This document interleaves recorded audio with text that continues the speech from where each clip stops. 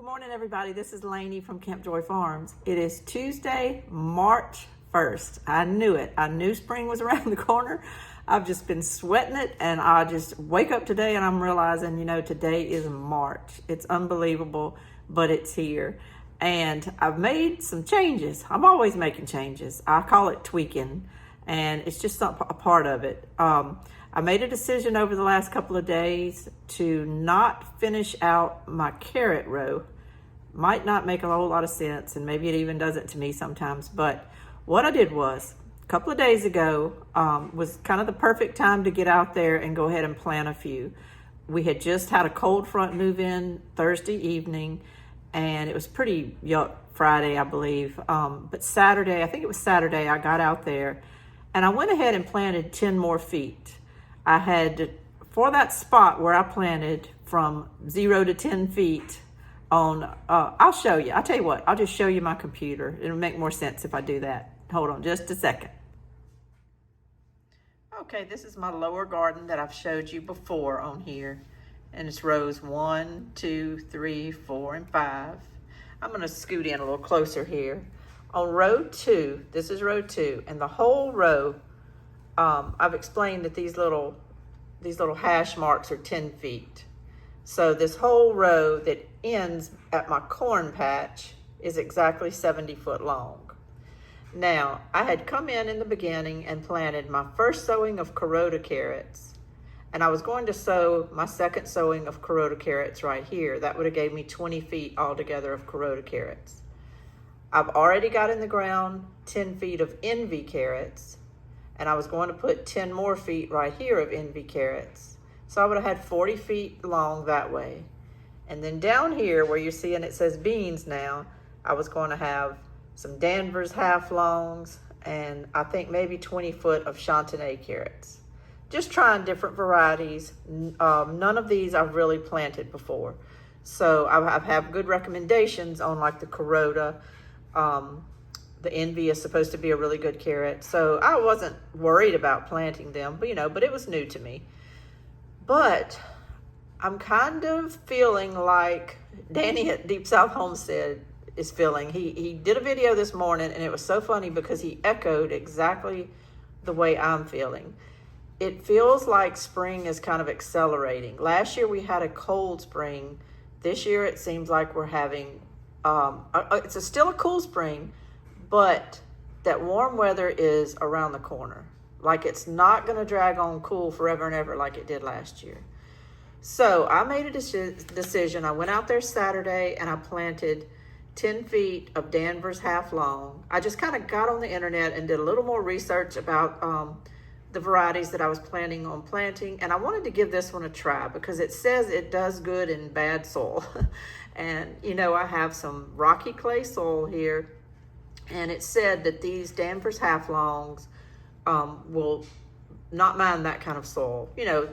Give or take. You have to make it as loose as possible. And I did bring that organic soil in there. I did put some boron in there. So I'm hoping it's a good environment for the carrots. So what I'm going to have on this row is 10 foot of Danvers, 10 foot of Corota, 10 foot of Envy. 30 feet of carrots may not be a whole lot of carrots for, say, a market gardener. But I'm just getting used to carrots. Carrots are kind of hard for me to grow in my soil and in this part of South Louisiana where it gets very hot, very quick usually. And it's just something I've decided that this is the only chances I think I really want to take to put my money on carrots. I'm scared to do a whole 70-foot row, have it turn really hot really quick. As a matter of fact, today it's supposed to get up into the 70s. This is only Tuesday. As the week rolls out, we're going to be in the 80s. It's just the beginning of March and we're in the 80s. I'm sure it'll have a little cool off period at some point later, but our last frost date is just, a week or two away. So I'm just thinking if I'm rolling into the 80s now, I'm just going to kind of go ahead and just do enough carrots to where I'll have some, but I decided I'm going to go ahead and for the end of this row, this last 40 feet, I'm putting 20 feet of the Roc D Or bush beans. They're a yellow bush bean, and the Beurre de Rocquencourt beans from Baker Creek Seeds, which are also a yellow bean. On row 4, which is this row right here. I'm gonna have squash that's gonna be planted later this month. But on row 4, I had already decided to put 10, 20, 30, it was 50 feet of golden butter wax beans. Now, you don't see that here anymore either. I've changed my mind on that too. I don't know why, but I just didn't do my due diligence on the golden butter wax beans. I have a 1 pound bag, but they came in a white package that I couldn't see through. And I didn't open them, but in my mind, I don't know why, I assumed they were a black seeded golden green bean. It never occurred to me. I don't know, I should open the bag and look, but for some reason I thought I knew that they were black seeded. So I had put them on my schematic to plant those 50 feet of them there, double rows, so it would be like planting 100 feet. I put them on my schematic there to do that specifically to plant early because black seeded golden beans are supposed to be able to tolerate cool soil early. Now our soil is already up to 65 degrees, so it's not really cool soil. So I really wanted to go ahead and get these beans in the ground now. I wanted to plant them March 1st. But when I saw they were the white seeded golden beans, those do a little bit better when it's a little bit warmer. Now, I don't know if it matters because my soil's already hit 65 degrees, but I have plenty of black seeded beans. So I just, did a pivot. I think it's okay to do that. So I decided, I started to just put all Cherokee Wax there because Cherokee Wax is a black seeded bean. But I've got a lot of beautiful bean seeds. So I went through them yesterday. I got on my computer on my little inventory list that I have, and then I got the beans out. I opened the packages and I looked at them to make sure. And the Roc D Or beans, the Beurre de Rocquencourt, and then some pencil pod beans that I have, and the Cherokee Wax, they were all black seeded. So I said, you know what? I'm gonna just try some different beans. Because I think people that come up to my house, family or friends that come up here to buy things out of my freezer, like quart bag full of green beans, if they're yellow, pretty wax bean, I don't think they care if it's a Beurre de Rocquencourt or a Cherokee Wax or a pencil pod or a Roc D Or or a golden butter wax. I'll still try to plant some golden butter wax later. But I don't think they care what variety. It's just a pretty green bean that's yellow. So I just decided I'm gonna go ahead and just use some of those packs of beans that I have and try them out. I'll show them to you really quick. Okay, the first one I'm gonna plant today on row 2, I'm gonna plant from 30-foot marker to the 50-foot marker is gonna be this Roc D Or bean. It's a yellow bush bean. And I believe this came from Renee's garden. I tore the top of the package off, but I think it's from Renee's garden. Yeah, you can see it right there. It says Renee's garden. So, and those are a black bean. Now, some of them have floated to the top, which when you're saving seeds, the beans that float to the top usually means they're not good, and you kind of skim those off and only save the seeds that are at the bottom. Now, I'm not saving these seeds. I'm fixing to plant these seeds. But my temptation is to skim these beans off and assume they're bad and just chunk them. But I've got nothing to lose by just going ahead and putting them all in the ground. I mean, I've got, 20 row feet to work with, but I'm double row planting. So I'm planting 40 feet of these beans. If any of these just happen to hit, fine. If they don't, that's okay. I'm gonna go ahead and plant them. This one here is kind of hard to see in that bowl because it's in the bottom, but that's the Beurre de Rocquencourt beans. I've got enough there to plant 20 row feet, but double row planting them as well. Now this is supposed to be a beautiful bean. It's from Baker Creek, and it kind of reminds me of a yellow version of the Cantar bean, the Cantar bean, however you say that, which I've told you before was a beautiful, absolutely beautiful green bean from Baker Creek that I planted. I'm hoping these come out that way, and I'm hoping they look really beautiful when I pick them and have them in the bags frozen. On row 4, I believe from 50 to 70 feet, I think is what I have it marked, 50 to 73 feet. And the reason I have 73 feet is because I had just enough beans to do 73 feet. So why end up with 10 or 12 beans in a bag for later, So I went ahead and just put them all in there and marked out how many feet I could do. So 23 feet. And it's gonna be 70 beans on each side. So I must have had 140 beans total.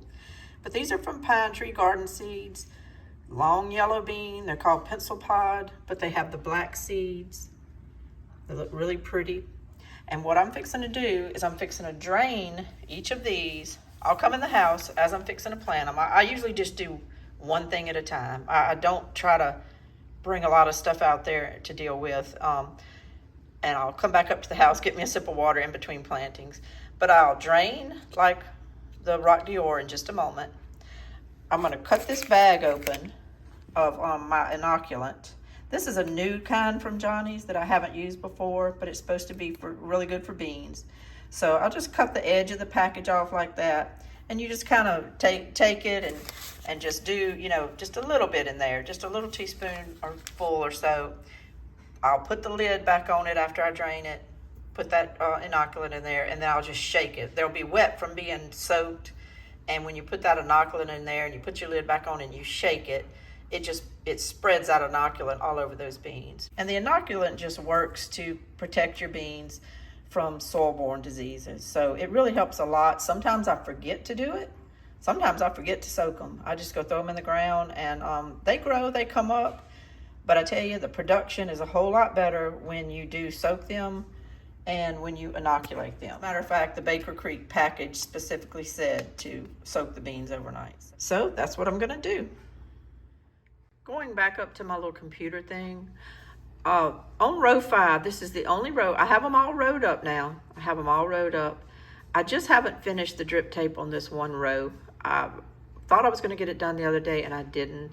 So I'm going to grab my roll of drip tape today and run it, you know, along this row, let the ends hang out on each end and let that end hang out like I have the other ends. That way, all 5 rows will be laid. I'm gonna come back with my rake and just rake the dirt over the drip tape. And my poles are already there. And I am going to attempt, if time allows, if I can get it done today without any interruptions or anything, I'm gonna try to go ahead and get these 5 rows of drip tape hooked up to the end piece. I've already got my hose done and all my splitters and all that done. I did a video on that a while back, and that's why I did that, just so I would not have to be sitting here fighting water hoses in March when I really needed to be planting and doing other things. So that's why I did that. So this garden, once I hook those drip tapes up to this end, and well, I'm gonna have to go down here also at this end, and I'll have to cap off those ends because otherwise your water just runs down the hill. So I'll have to cap off those ends. Won't be hard. I'm just gonna kind of tie them in a little knot, and I'm gonna put some big paper clips on them, like those black paper clips like you use in the office. I'm gonna put those on them. So once I get this hooked up at the end, I can have it ready to hook up to the water hose.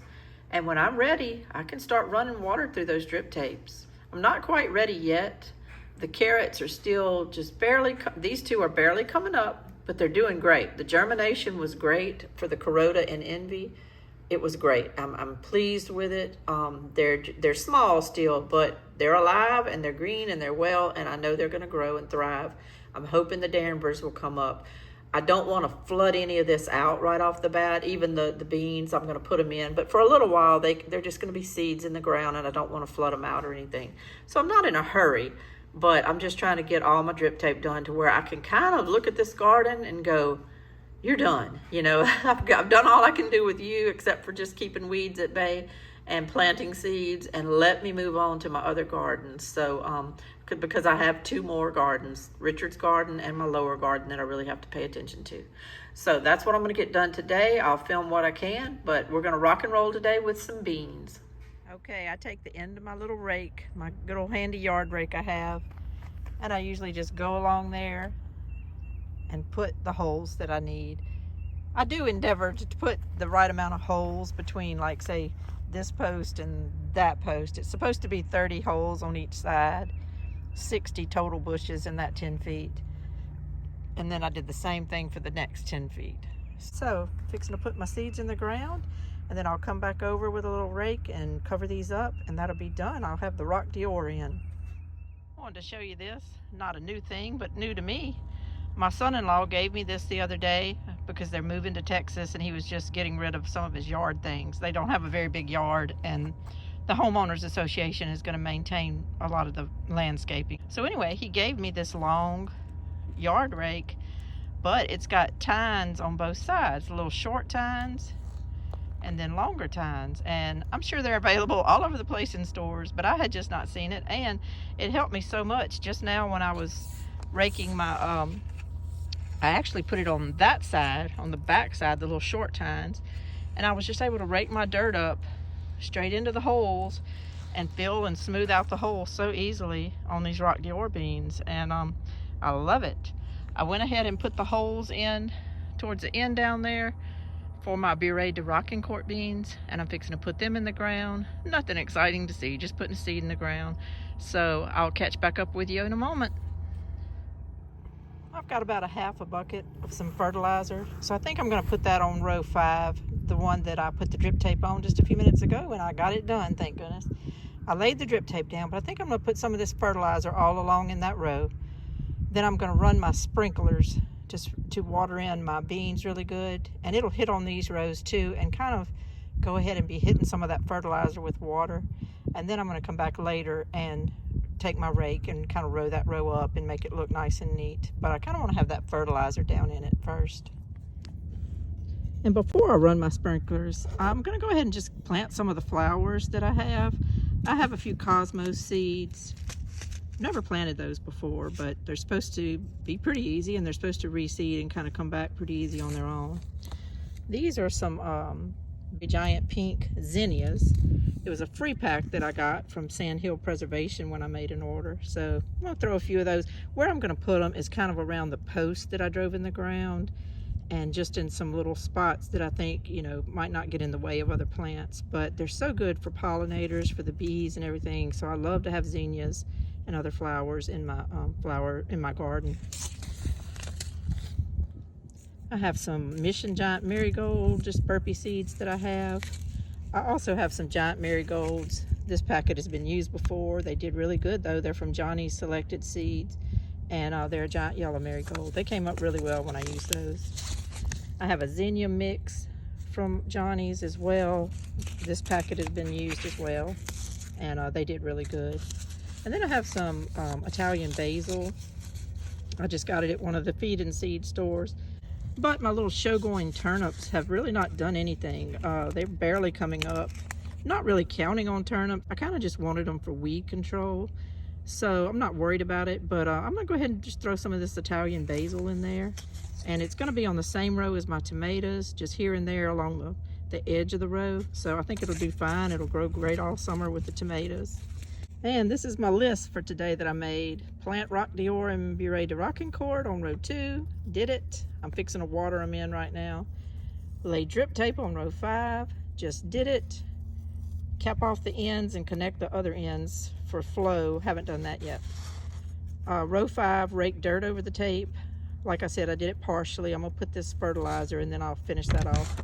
And then I had on there, you know, to plant the basil and the zinnias and the cosmos and the marigolds. So I'm doing pretty good today. I've only been out here a couple of hours, and I think I'm doing good. I'm happy. I'm just trying to show you how I kind of stay organized. If I stop at the end of everything that I do and I think to myself, you know, what do I do next? Or what was it I wanted to do today? You know, if I kind of get like that, then that just wastes time. And I don't have a lot of time. And today is just, it's unbelievable today, the amount of stretch of time that I've been able to be out here and do this without being interrupted. I'm just floored at how peaceful it is out here today, and I'm so excited to be getting some work done. So that's what I'm doing. I'm checking off those things on my list. I have an overflow list because if I happen to get all this done, then I want to jump to something else. I kind of want to know what to do. And my overflow list is to finish bringing that dirt to my lower garden. You can kind of see it in the background, way back here in the background. I got about 2/3 of the dirt put on there the other day. Didn't get the last little third done. We had a rainstorm come in through Thursday night that brought that cold front, and it wasn't a bad rainstorm, but it made it too muddy where I didn't want to put my tractor on it. It's pretty dried out. I think it should be plenty dried out by now. So I think I'm gonna try. If I don't get it done though, that gives me something to roll right into in the morning. I know what to do. I know what my goal is. By March 10th, I'm supposed to be planting some beans down there.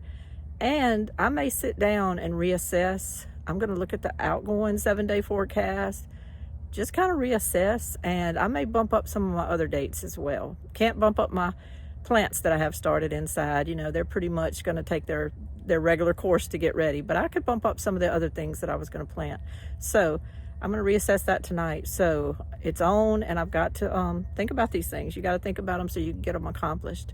So that's what I'm fixing to do right now. I'm going to stick some of these flowers and herbs in and out around this upper garden, and then I'm going to turn the sprinklers on, and I got to get that drip tape hooked up.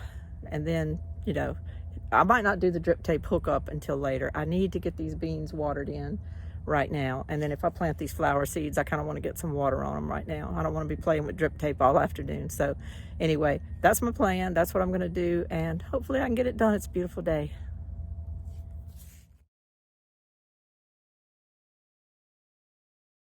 Well, other than moving the garden hose so that I can get all those beans watered in, plus all the flowers and herbs that I planted along there today, I'm gonna call it a day. Grandbabies are back from Texas. Mama's got to help watch them, so we'll talk to you later. Thank you. This is Lainey from Camp Joy Farms. Bye-bye.